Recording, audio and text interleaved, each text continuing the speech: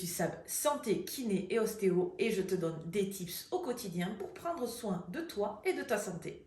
N'hésite pas à t'abonner. Dans cette vidéo, on va parler des fascias. Les fascias, qu'est-ce que c'est? C'est ce qui constitue la quasi-intégralité de votre corps. Dans votre corps, vous avez les organes, vous avez les muscles, les os et qu'est-ce qui entoure tout ça? Les fascias. Les fascias, principalement, sont constitués d'acide hyaluronique, de collagène et d'élastine. On parle de tissu interstitiel, c'est-à-dire le tissu qu'il y a entre les cellules. Le synonyme de fascia, ça pourrait être le tissu non contractile, à l'opposé aux muscles. Je vous mets une image juste ici où on voit très bien en rouge les muscles, en blanc les ligaments, les tendons et des grandes étendues blanches, notamment ici là en bas dans le dos. On appelle ça un fascia thoraco-lombaire parce que il est entre le thorax et les lombaires. Hein. Et cette grande étendue, on appelle ça un fascia. C'est que ce sont des zones qui servent à attacher, à glisser, à maintenir un peu tout à la fois. La structure des fascias, elle ressemble un peu à un chewing-gum. Quand vous marchez dessus, vous savez, dans la rue et que ça a du mal à se décoller là quand vous l'avez sous la chaussure. Ça part un peu dans tous les sens, ça fait des filaments. C'est un petit peu ça, je vous mets une photo juste ici. Et c'est vraiment une notion de 3D. C'est pas tout à fait comme les muscles striés et qui ont des fibres musculaires qui sont alignées les unes aux autres. Pendant les ligaments, on tendance plutôt à être alignés. Un tendon, ça permet de raccrocher un muscle à un os. Un ligament, ça permet d'accrocher les articulations entre elles. Mais tout le reste des fascias sont plutôt assez déstructurés. Oui. Il existe 3 plans de fascia. On parle de fascia profond pour tous ceux qui entourent les organes profonds, au niveau des viscères notamment, au niveau du thorax et même au niveau du larynx et évidemment du périnée. On parle de fascia moyen pour tous ceux qui entoureraient les muscles et on parle de fascia superficiel pour juste au-dessus. En vrai, est-ce que c'est un fascia superficiel? Est-ce que c'est la peau? Est-ce que c'est une partie de la peau? Toutes les discussions sont là. Mais du coup, à quoi ça sert de savoir qu'on a des fascias dans le corps? Eh bien, ne pas rester focus sur les articulations ou sur les muscles. Renforcer les muscles, être plus fort, c'est quelque chose d'extrêmement important. Mais renforcer un fascia, un tendon, un ligament ou une autre partie, est aussi important. Et comment on les renforce, ces fascias? On les rend plus forts en les rendant plus compétents. Ça vous rappelle quelque chose?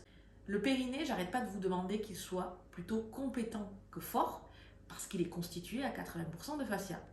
Et bien pour le reste du corps, c'est pareil, on lui demande de la compétence. Ça dépendra de votre métier, ça dépendra de votre sport, ça dépendra de ce que vous demandez à votre corps. Et surtout, avant de chercher à tout prix de la force, on va chercher aussi de la mobilité. Donc des fascias ont avant tout besoin d'être mobiles. On parle souvent de plan de glissement quand on parle de fascia et ça a besoin de bouger. C'est un peu sur l'épaule, vous savez, là quand vous bougez le bras ou quand vous montez le bras, ça craque un peu derrière. Cette sensation un peu, nous on appelle ça de neige fraîche crépitante. Vous savez, quand vous marchez dans la neige, ça fait... Et quand vous bougez votre corps, des fois, notamment au niveau des omoplates, on l'entend bien, ça fait... Voilà. Vous entendez bien? Ça veut dire que les fascias sont en train de se défroisser. Évidemment que ce n'est pas le terme, mais en gros, des plans d'adhérence, parce que ça n'aurait pas assez bougé, sont en train de se dérouiller. On vient mettre de la lubrification là où il n'y en aurait pas assez eu. Mais ces fascias, on aurait tendance à vouloir tout le temps les étirer, les bouger, les assouplir. C'est ok, mais il faut aussi les renforcer. Ce qu'on sait, c'est que du tissu, pour le renforcer, il faut le solliciter.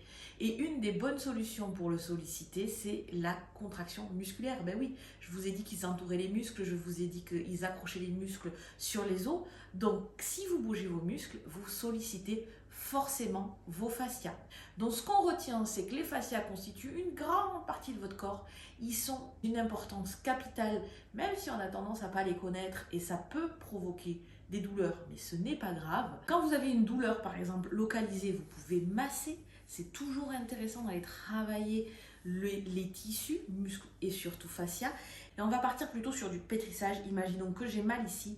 Je vais aller chercher à bouger, à faire coulisser, à écraser pour que ça puisse vraiment enlever ce bruit de neige crépitante, si vous l'avez, comme j'ai dit tout à l'heure.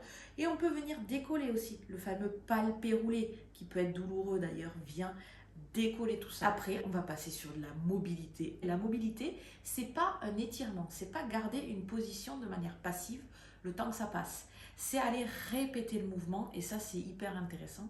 Et après, on va passer par du renforcement, principalement en excentrique, c'est-à-dire quand un muscle s'étire, mais du moment où vous bougez et que vous vous renforcez, ça vous fera toujours du bien. N'hésitez pas à me dire si vous avez appris des choses sur les fascias en commentaire. On se retrouve tous les dimanches sur YouTube pour une nouvelle vidéo santé avec moi, Sam Santé.